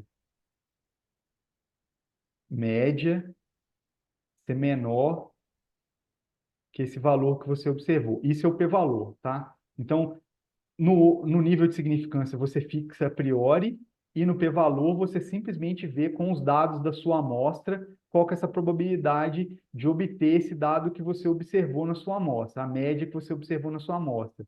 Se essa probabilidade for muito pequena, você assume que a probabilidade de cometer o erro tipo 1 é muito pequena também, e você diz que tem evidências que algo mudou, tá? Então, são conceitos diferentes. Região crítica, alfa, você fixa, e o p-valor você calcula com o que você obtém na sua amostra. Uhum. É uma pergunta, um comentário do Gonçalves falando, boa tarde, acho que idade é uma variável quantitativa contínua, não discreta. Excelente colocação. A gente pode fazê-la de duas formas, tá? Então, assim, é, o, geralmente, a variável, a definição formal de variável quantitativa discreta é, números finitos enumeráveis, tá? Então, assim, idade, teoricamente, a idade de um ser humano vai ser de 0 se eu contar em anos, tá? Vai ser de 1 a, sei lá, qual que é o humano mais velho que já viveu? 130 anos. De 1 a 130 anos. Então, teoricamente, eu posso tratar, e isso aí muda, tá? É uma variável. Se eu usar métodos para dados discretos, eu posso tratar idade em anos como uma variável discreta, porque tem valores finitos, enumeráveis, e são contagens, 1 ano, 2 anos, até 130 que eu falei. Mas eu posso modelar ela como uma variável contínua. Por exemplo, se eu contar microsegundos que um ser humano viveu. Então, eu tenho um número muito grande de possibilidade de microsegundos entre 0 e 130. Vai parecer muito com a variável quantitativa contínua, que em teoria eu posso assumir qualquer valor dentro de um intervalo, tá? Então, eu posso mudar como eu modelo uma variável, mas geralmente idade é tratado como discreta, tá? Perfeito. E talvez mais uma e a gente volta, porque aí a gente também, em 25 minutos a gente tem um intervalo, então a gente também pode Tá, fazer uma tá última bom. pergunta e prosseguir, eu acho. Alguém comentou que certamente é uma questão importante o alfa, né? E aí a pergunta é se dependeria do tamanho da amostra. Tem requisitos para definir alfa? Então, existe um conceito em estatística que é o poder estatístico, que a gente usa o erro do tipo 2 para saber o tamanho da amostra para a gente obter uma dada significância estatística que você quer alcançar, tá? Então, você pode usar análise de poder estatístico para saber o tamanho da amostra para você conseguir detectar aquele nível de significância que você quer, tá? Mas geralmente, uma vez que você adquiriu a amostra, o que se faz na prática é você ver qual que é a sua área de pesquisa e qual que é a margem segura de erro que você fixa, tá? Mas a análise de poder para você saber um número adequado de amostras para observar a diferença estatística que você tem naquele sistema que você está estudando, é uma excelente abordagem, tá? Para você. E existem hoje muitas plataformas que você pode simular, tá? Você pensa assim, você tem alguma experiência no sistema biológico, você sabe a diferença entre controle e tratamento que você geralmente observa, assim, você pode simular qual que é o tamanho de amostra que você tem, que aí você pode fixar com é, é, mais segurança, diria assim. É geralmente isso que é feito, tá? Então, análise de poder estatístico. Tudo bem? Se seguimos, Ricardo, então? E Vamos daqui a seguir pouco então. voltamos com perguntas? Vamos. Então, gente, ó, a gente agora viu, pelo menos não se preocupem em ter tido concreto, né, o que que a gente vai revisitar essa ideia, e agora eu vou tentar ser menos técnico, vou só falar dos testes que a gente vai aplicar aqui, tá? E aí na parte prática a gente vai revisitar algumas dessas perguntas. Como é que eu olho o p-valor, como que eu decido, é, é, e o que é importante, né, na hora de fazer uma análise crítica, que é uma coisa que eu queria debater com vocês. Então, agora, a gente podia comparar, se vocês voltarem lá nas hipóteses simples, lá a gente pode comparar você pode ter uma amostra só, você não precisa ter tratamento e controle, você pode fazer um teste de hipótese, por exemplo, você fala assim, se conhece que o nível histórico de colesterol no sangue é esse, o nível médio da população. E aí você compara o do seu experimento com o nível médio conhecido, você não precisa ter um tratamento e controle. Mas o mais comum é você ter duas populações, né, que é o caso de tratamento e controle, é o caso que a gente vai ver na nossa parte prática agora. E aí, quando a gente vai fazer essa comparação, a gente vai sempre ter atento às pressuposições que os testes estatísticos fazem dos dados da gente. E aí a gente vai ver que a gente tem duas pressuposições principais para escolher os testes paramétricos, que é independência ou dependência das amostras e a variabilidade associada, se a gente conhece a variabilidade desse fenômeno que a gente está estudando ou não. E aí eu vou voltar a esse conceito no final da apresentação, que os testes paramétricos, eles vão assumir aqui, vão fazer algumas pressuposições, principalmente que os dados seguem uma distribuição normal, mas nem sempre isso se verifica. E aí a gente pode usar métodos que não fazem essa pressuposição, eu vou listar eles ao final da apresentação, tá? E aí a gente pode até testar se a gente tiver acesso mais amostras, a gente pode testar se nossos dados seguem a distribuição normal ou não, tá? E aí saber se a gente tem que optar por um teste paramétrico ou não paramétrico. Então, ó, num curso de estatística, a primeira coisa que a gente faz quando a gente quer comparar duas populações, a gente vai checar essas pressuposições, tá? Se eu quero comparar duas populações, se são dependentes ou independentes. O que seria dependente aqui? Então, tem muito caso, por exemplo, que na mesma amostra você aplica uma intervenção e você mede antes e depois da intervenção. É o caso clássico de dependência. Então, por exemplo, você tem paciente de 1 a 10. Aí no paciente 1, você mediu ele antes de dar um medicamento e depois de dar um medicamento. E aí, quando você vai comparar antes e depois, você obteve a amostra no mesmo paciente, na mesma unidade experimental. Então, as amostras são dependentes, tá? Então, isso tem que ser levado em conta para o teste que você vai escolher. Na parte prática, eu vou mostrar, a gente vai tratar os dados que a gente obteve como independentes, tá? E aí eu vou mostrar como que a gente deveria fazer a abordagem no caso que fosse dependentes. E aí, se forem independentes, a gente ainda pode conhecer a variância desse fenômeno que a gente está estudando ou desconhecer. Se a gente conhecer a variância, a gente pode usar a distribuição Z, tá? Que a gente falou lá, que é a distribuição, isso aqui vem da distribuição amostral da média, né? Então, a gente conhece essa variância aqui, tá? E aí, às vezes, a gente não vai conhecer a variância. E aí, a gente pode usar a distribuição T, que aí a gente vai estimar a variância, tá, da nossa amostra. Tá? A gente vai estimar a variância da nossa amostra, aqui no caso o desvio padrão, né, que é a raiz quadrada da variância. Tá? E aí a gente vai usar a distribuição T, que é o teste paramétrico mais comum.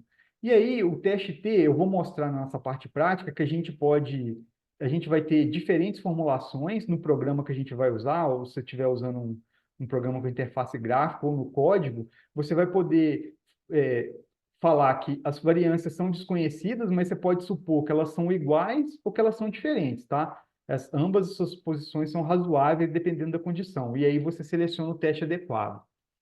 Então, essas listagens aqui, toda vez que você for fazer um teste, depois que você vai fazendo, não fica tão difícil de lembrar, não são tantas coisas, tá? Isso aqui a gente tem tudo tabulado. E aí aqui eu tenho um caso para amostra, para variâncias, amostras independentes com variâncias conhecidas, tá? E aí eu vou deixar aqui, depois vocês podem dar uma olhada, não vou falar. E aqui a gente tem um resumão. Para cada um dos casos, o que que muda? Que teste que eu tenho que aplicar? A gente vai ver que o programa que eu estou rodando, ele está fazendo essa conta aqui, tá? Vou passar um material suplementar para vocês depois, que vocês mesmos podem fazer a conta, vocês mesmos, e ver observar que o resultado da conta que você fez, se for por um exemplo pequeno, vai dar o mesmo que o programa que você aplicou, tá? Ótimo. Então, aqui eu comparei duas populações. Então, de novo, sempre com a ideia com teste de hipótese.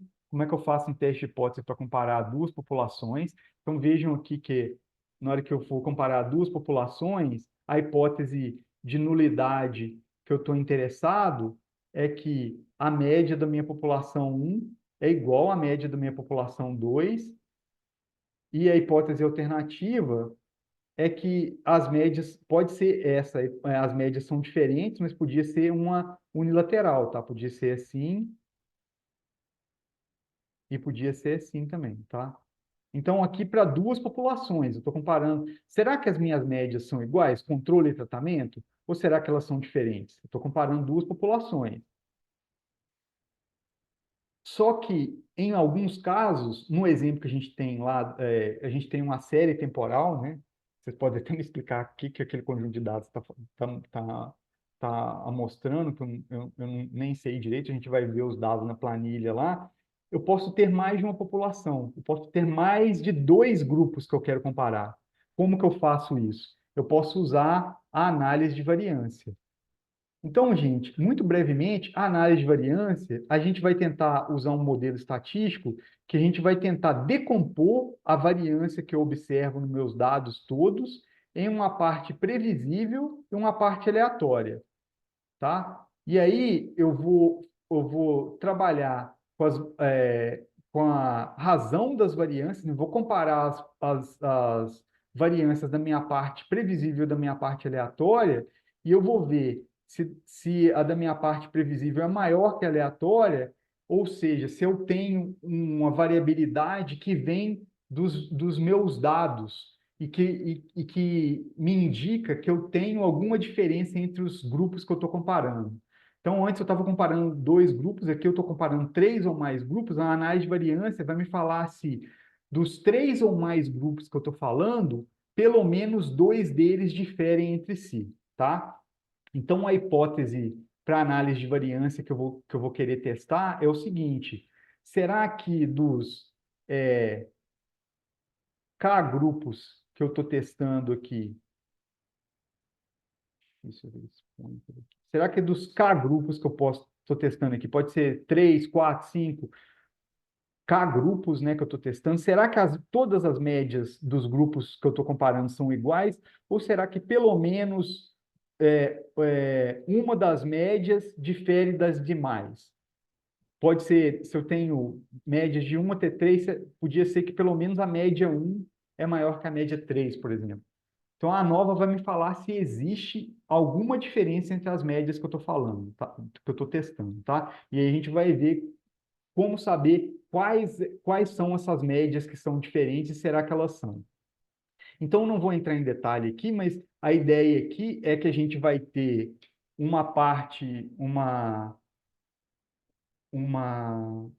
e eu vou passar um código para vocês de como calcular essa soma de quadrado, tá? Que são os erros. Então, aqui a gente vai ter uma soma de quadrados total, tá? Que é a variabilidade de todo o nosso experimento. E aí a gente vai ver uma soma de quadrados dentro dos nossos grupos, que a gente vai também, às vezes é também chamado soma de quadrados do resíduo, tá? Que é a parte aleatória do nosso modelo. E aí a gente vai querer, a gente pode de novo, nessa ideia de decompor a variância do nosso experimento, se eu sei como descrever a soma de quadrado dentro dos nossos grupos, e eu tenho a soma de quadrado total, a variabilidade total, eu posso chegar na soma de quadrado entre os grupos, na variabilidade entre os grupos, que também às vezes é chamada de soma de quadrados do tratamento, tá? Então, aqui, ó, as fórmulas com o tempo elas vão ficando mais intuitivas, tá? Eu posso ver assim, ó, isso aqui que eu estou fazendo? Eu estou fazendo o somatório do quadrado da diferença entre a média de cada grupo, que tem o índice I aqui, e a média geral. Então, você pode pensar aqui por essa fórmula, que se a média, se isso aqui dá perto de zero, ou seja, todas as médias de todos os grupos parecem com a média geral, eu não tenho diferença entre os meus tratamentos. Então, a soma de quadrados do meu tratamento daria um valor muito pequeno, tá? Então, no final, eu vou querer comparar a soma de quadrados dos meus tratamentos com a soma de quadrados dos meus erros. Para fazer, da gente fazer as comparações, a gente obtém da soma de quadrado, a gente obtém os quadrados médios, tá? Que vai ser aqui uma estimativa não viesada dessa variabilidade, dessa variância que a gente quer quantificar, tá? Então, o quadrado médio total a gente nem usa muito, mas aí a gente vai obter o quadrado médio dentro, que é o quadrado médio do erro, né? Quadrado médio do erro aqui, e o quadrado médio entre, que é o quadrado médio do, do tratamento. E aí, ó, a gente vai querer, na análise de variância, comparar, fazer a razão de variâncias entre a variância que a gente observou nos nossos tratamentos com a variância que a gente observou na parte aleatória. Então, aqui, intuitivamente, por essa razão, se essa variância dos tratamentos é maior, esse número vai ficar maior. Se a variância do erro é maior, esse número vai ficar menor. E aí a gente vai usar a distribuição F, né, que é uma distribuição para razão de variâncias, que ela é uma distribuição assimétrica, que olha assim, só tem valores positivos, né, a variância só pode dar um valor positivo. E aí a gente pode assumir a mesma abordagem do teste de hipótese, tá? Que aqui a gente está sempre interessado em saber se a razão dessas variâncias aqui é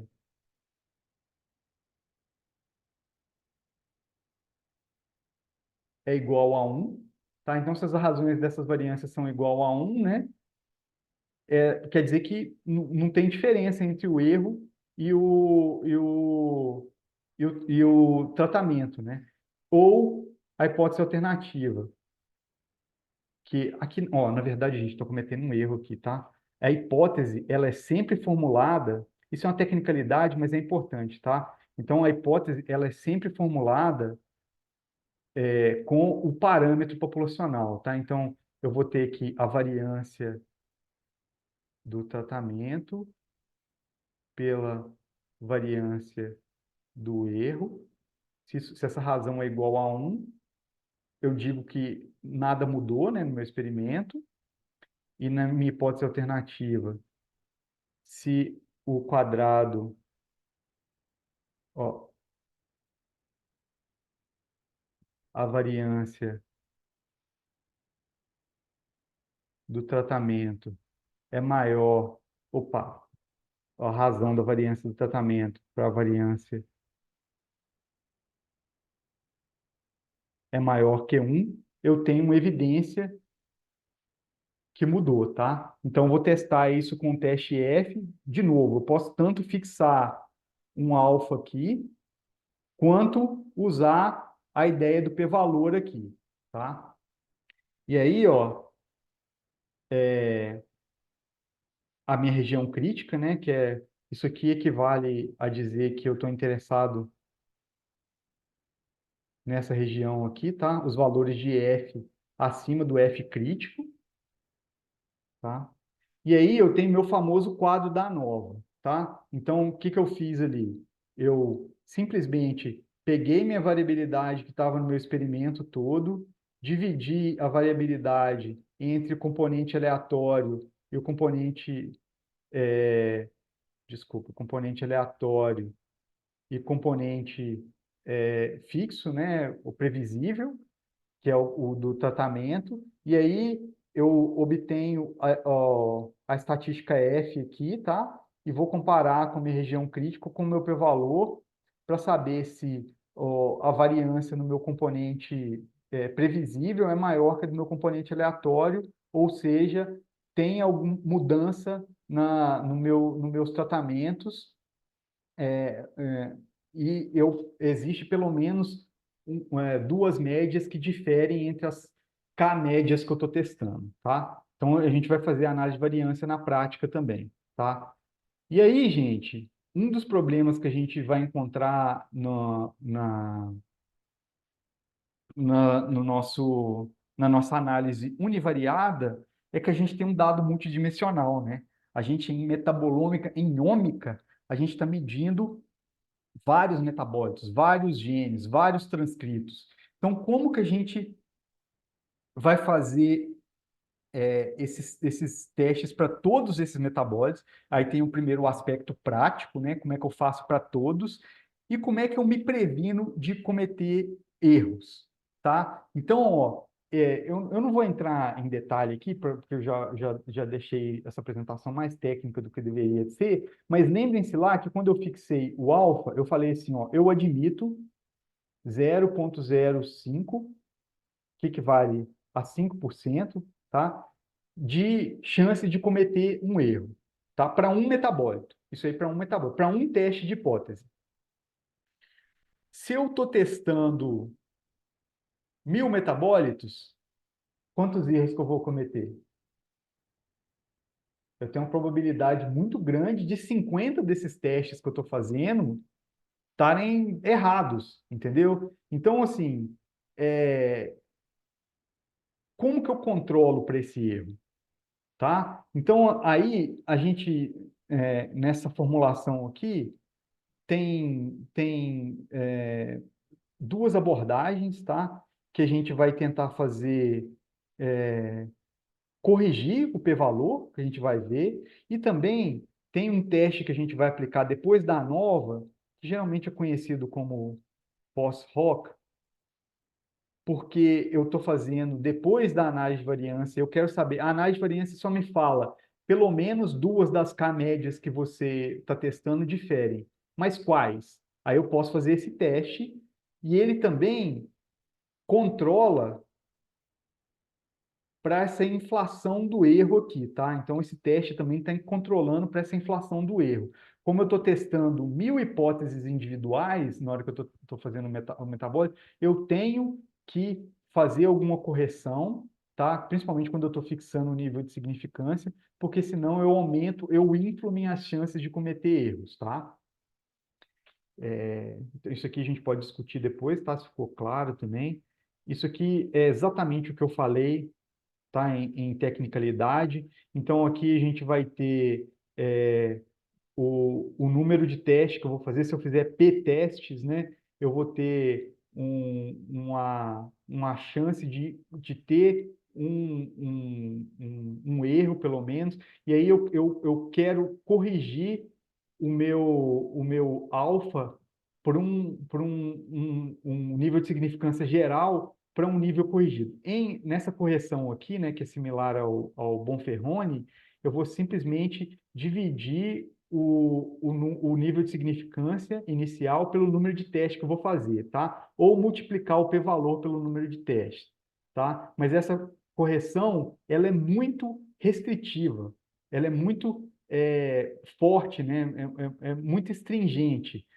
E aí eu posso usar uma correção que ela é mais realista e ainda assim ela me ajuda a prevenir a inflação dos erros, tá? Então, aqui, depois eu vou até colocar uma referência aqui nesse slide, eu devia ter colocado, o wiki do Benjamin Rothberg é bem interessante, é um procedimento relativamente simples, tá? Então, se eu tenho N hipóteses que eu estou testando, tá? E aí eu vou ter os p-valores para cada uma dessas hipóteses que eu testo, isso aqui devia ser um M aqui no subscrito, não 3, né?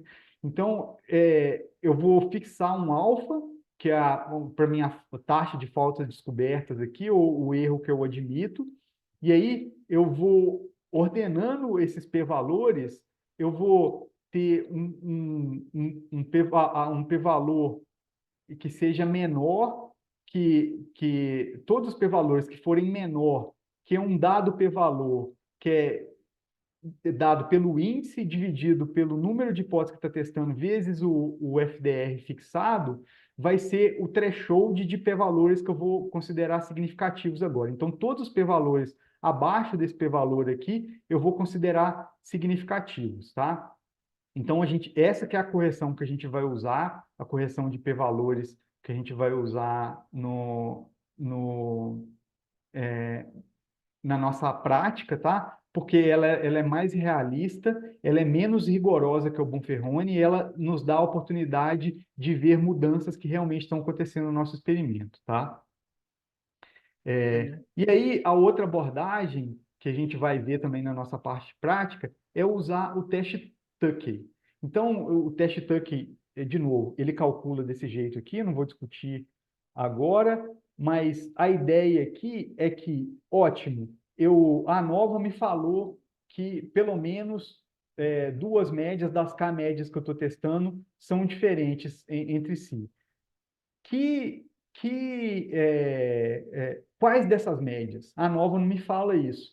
Então, o Tukey, aqui eu vou testar para todas as médias que eu tenho, para todos os grupos que eu tenho, eu vou testar todos os pares possíveis, e aí eu vou conseguir fazer já com a significância corrigida, saber quais que são as médias que diferem entre si, tá? Então, isso aqui vai simplificar a gente, porque se a gente tiver muitos tratamentos, vai ficar muito complicado a gente entender só pela ANOVA, tá? E aí, Ricardo, gente? desculpa te Oi. interromper. A gente está quase na hora do intervalo. Tudo bem se a gente fizer umas perguntinhas e for para o intervalo? Como você prefere fazer? Deixa eu só. Falta só Você um prefere slide. terminar? Ok, Já ok, está sem problema. terminando. Então, Sim. ó, gente, tudo que eu falei aqui agora, eu já estou chegando no finalzinho. A gente tem essas pressuposições para os testes paramétricos, tá? E aí a gente pode checar essas pressuposições. Eu vou mostrar um workflow com propostas de como checar. A nossa prática hoje a gente não vai ter tempo, mas a gente pode fazer isso quando você tem amostras suficientes. E é importante deixar claro que os seus dados não atenderem as pressuposições do teste, as respostas que você vai ter com os testes não vão ser válidas, tá? Os p-valores que você vai obter não vão ser válidos. E aí, ó, aqui a gente tem, eu deixei essa referência aqui na apresentação e lá no GitHub também, que é um workflow que passo a passo de com uma boa abordagem para estatística univariada, né? Quais são as etapas que a gente deve proceder. E aí, para cada teste paramétrico que a gente usa, né? A gente vai usar o teste T e a ANOVA aqui, existem as contrapartes não paramétricas também, tá? Eu vou mostrar que os mesmos pacotes estatísticos dos mesmos softwares geralmente têm os dois disponíveis. Então, a gente vai fazer, uma ideia seria, a gente obter nossos dados, aqui tem uma etapa que a gente não vai fazer, que a gente não tem controle de qualidade, tá? Mas você poderia filtrar as features pela variabilidade no controle de qualidade. Depois você tem que saber como você obteve esse dado. Se foi antes e depois de uma intervenção na mesma unidade experimental, ele é pareado. Então, você tem que aplicar os testes pareados. Se ele não foi obtido em grupos independentes, ele é não pareado.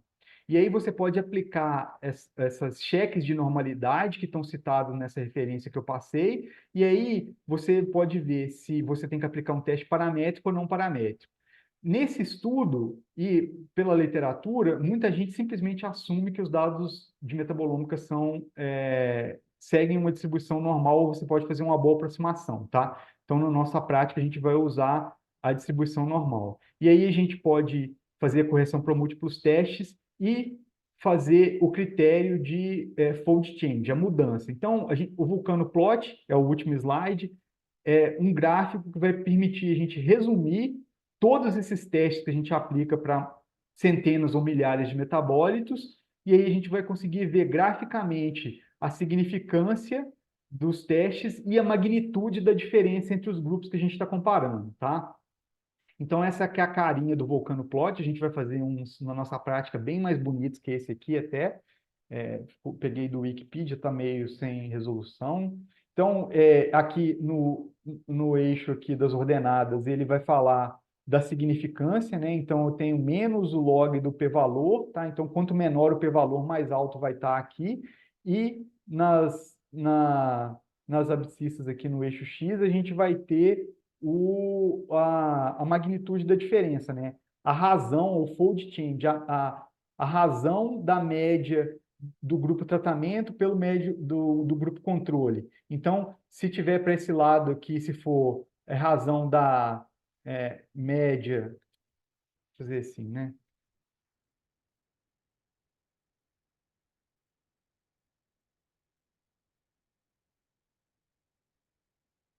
Se o tratamento for maior, como vai ser log na base 2 aqui, vai estar desse lado o que é maior no tratamento e desse lado o que é maior no controle, tá? Então é um gráfico, eu vou revisitar isso aqui, tá, gente? Eu vou explicar isso de novo na parte prática. É um gráfico que deixa bem intuitivo a gente ver direto quais os metabólitos que são significantes, tá? Para a nossa amostra. E aí é basicamente isso, gente. Desculpe me estender demais e meio que correr no final, mas a gente tem essas referências e eu acho que a gente, na parte prática, a gente vai revisitar bastante coisa. E se vocês quiserem fazer algumas perguntas antes do intervalo, podem ficar à vontade. Sem problemas, Ricardo. A gente ainda tem tempo também e realmente muita coisa para cobrir, então, sem problemas. Eu vou fazer algumas perguntinhas, então. A primeira mais votada, acho que você até mencionou quando você mostrou o chart lá, que antes de começar qualquer análise é preciso fazer um teste de normalidade. Olha, essa é uma excelente pergunta. O, o ideal seria que sim, tá? Mas, assim, para todo teste estatístico, se o tamanho da sua amostra é pequena, a sua inferência não vai ter muita qualidade. E, assim, uma das coisas que eu quero falar bastante aqui, a gente vai estar comparando grupos com 3 réplicas. A gente não tem muito poder estatístico nessa ideia de poder de detectar uma diferença pequena entre os grupos com significância estatística. Então, é razoável você, a partir de uma literatura, você assumir uma distribuição para os seus dados, tá? Então, assim, mas aí você tem que deixar bem claro quando você reportar isso. Sempre quando você puder fazer esses cheques aqui, e nas referências que eu estou dando, está mostrando ah, os testes que você pode realizar. Na parte prática, a biblioteca que a gente vai usar para fazer o teste tem os testes para checar homogeneidade, variância e normalidade, tá? Homogeneidade e variância também é uma pressuposição muito importante para a análise de variância. Então, sempre quando você puder, cheque. E aí, qual que é o cheque de melhor qualidade? Estou começando a estudar um sistema biológico, é, vou fazer um experimento piloto. Porque no meu desenho experimental, que eu tenho que testar 5 condições, eu não consigo fazer 10 amostras. Mas se eu fizer um experimento piloto testando só 2 condições, eu posso testar 10 amostras, 10, 20 amostras, e aí eu faço um cheque de normalidade no meu experimento piloto, tá? Eu acho que esse é um compromisso razoável, que não é nem você não fez, ou você fez com uma amostra muito pequena também, que tem uma chance grande de não te dar um resultado confiável, tá? Então, Uhum. então assim, é razoável você seguir a literatura, mas sempre que puder, faça o teste, sim. Legal.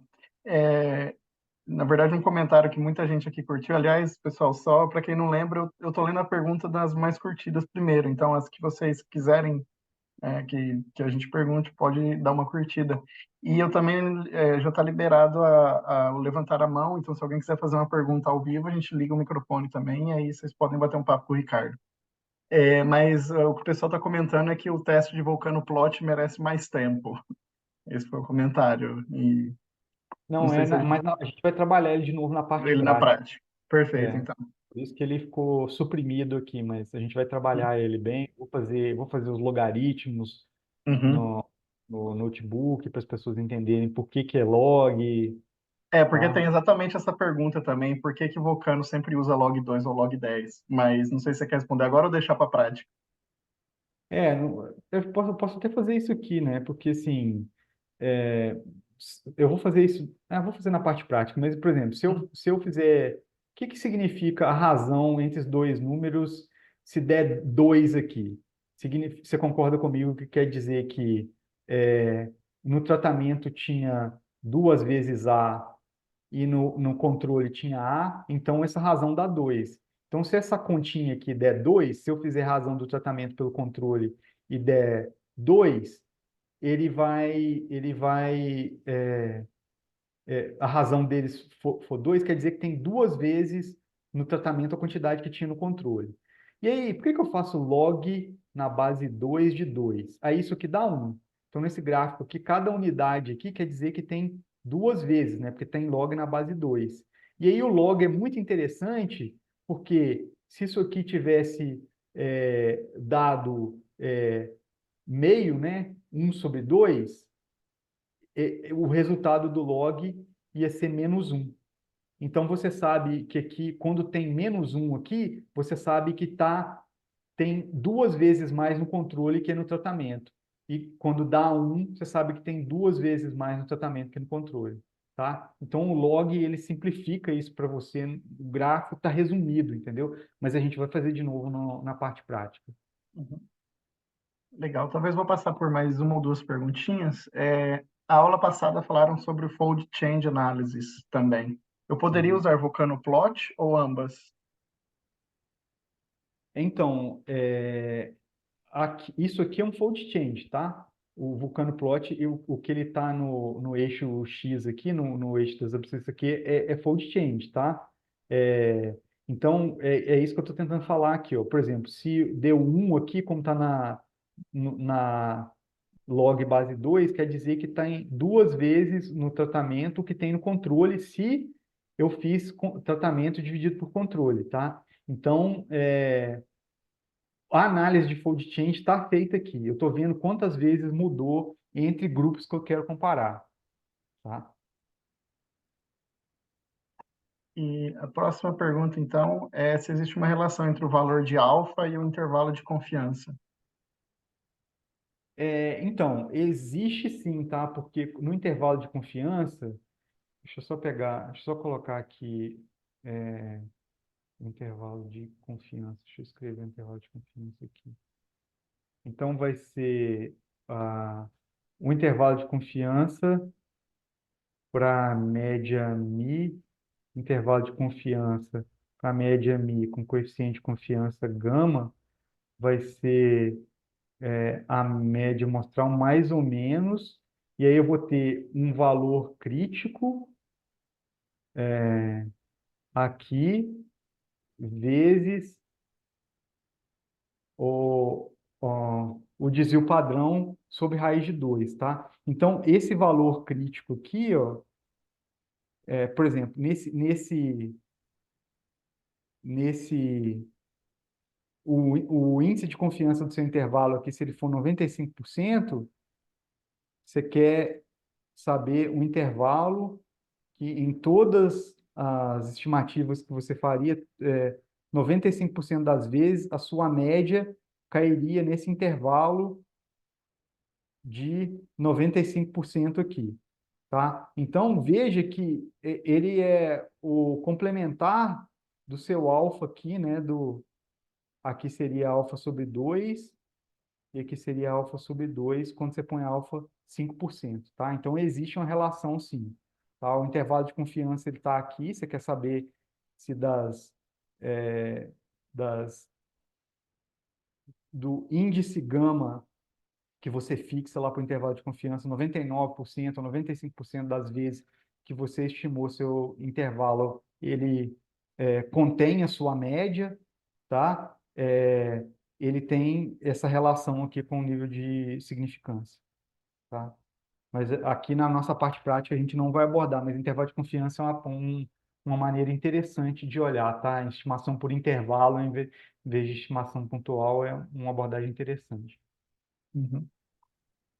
A próxima pergunta é se análise de variância somente comparam variâncias entre 3 ou mais grupos ou compreende também médias? Isso é uma boa pergunta, tá? Porque, assim, quando a gente faz rápido as coisas assim, não fica tão claro, né? Mas a análise de variância é um negócio tão bonito como você olha para a formulinha e ela te fala, porque olha só, vamos voltar aqui na nossa hipótese da análise de variância. Na nossa hipótese da análise de variância, a hipótese é que a minha hipótese de nulidade, ou seja, que nada mudou nos K tratamentos que eu tenho lá igual no conjunto de dados que a gente vai ver, tempo 0, 15, sei lá, 45 que tem lá. Mudou alguma coisa na amostra, sei lá, que é a amostra do oceano, né? Não sei, a amostra que eu tenho nesses tempos, ou nada mudou? Então, a hipótese da ANOVA é sobre as médias. A hipótese da ANOVA é sobre as médias.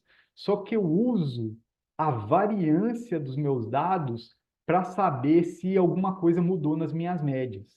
Tá? E aí eu gosto sempre de falar para os meus estudantes que ó, se você olhar essa formulinha aqui, ó, ela é uma variância, que a variância é sempre um soma de quadrados dos desvios, né? Então, então aqui eu tenho a soma do quadrado dos desvios da média de cada grupo para a média geral. Se os desvios da média de cada grupo para a média geral são próximos de zero, eu tenho um indicativo que nenhum grupo está diferente da média geral, meus grupos não diferem, entendeu? Se está próximo de zero aqui. Mas se eu dar um valor muito grande, tiver muita variabilidade, quer dizer que algum grupo tem mais variância que a variância geral. Então, tem um indicativo que tem diferença entre as médias. Então, eu estou usando um teste com as variâncias para fazer uma inferência sobre as médias, tá? Isso que eu faço na análise de variância. Perfeito, Ricardo.